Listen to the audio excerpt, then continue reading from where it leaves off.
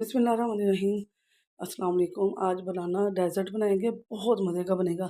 इसके लिए बनाना ले लिया, क्रीम ले लिया है, कॉर्नफ्लोर, चीनी है, दूध है, ब्रेड है और इन सारी चीज़ों को ब्लेंड कर लेंगे दूध के अंदर डाल के। तो 1 किलो दूध है और 8 बनाना लिए हमने और इनको ब्लेंड कर लिया।